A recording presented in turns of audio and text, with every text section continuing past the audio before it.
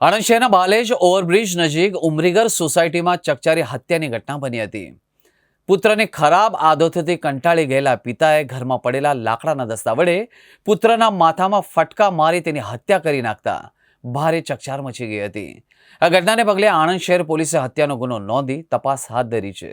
ઉમરીનગરમાં રહેતો યાસીન શાહ ઉર્ફે ગબલો અબ્દુલ શાહ દિવાન કોઈ કામ ધંધો કરતો ન હતો અને ચોરી સહિત અસામાજિક પ્રવૃત્તિઓમાં સંડોવાયેલો હતો. ગુરુવારે રાત્રે ઘરે આવેલા યાસીન શાહે કોઈ કારણસર પોતાની માતા સાથે ઝઘડો કરી છરીથી હુમલો કર્યો હતો.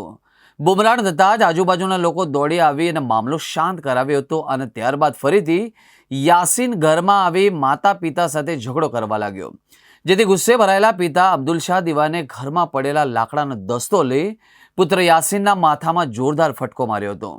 ફટકો વાગતા જ યાસીન લોહીલુહાણ હાલતમાં જમીન પર ફસડાઈ પડ્યો હતો. ઘટનાની જાણ થતાં જ પાડોશીઓ દોડી આવ્યા અને ગંભીર હાલતમાં યાસીનને તાત્કાલિક હોસ્પિટલમાં ખસેડવામાં આવ્યા હતા.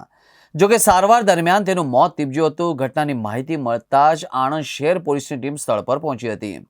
પોલીસે જરૂરી કાર્યવાહી હાથ ધરી મૃતદેહનો કબજો લઈ પોસ્ટમોર્ટમ અર્થે સરકારી હોસ્પિટલમાં મોકલ્યો હતો. પોલીસે પિતા અબ્દુલ શાહ દિવાન સામે હત્યાનો ગુનો નોંધી વધુ તપાસ હાથ ધરી હતી.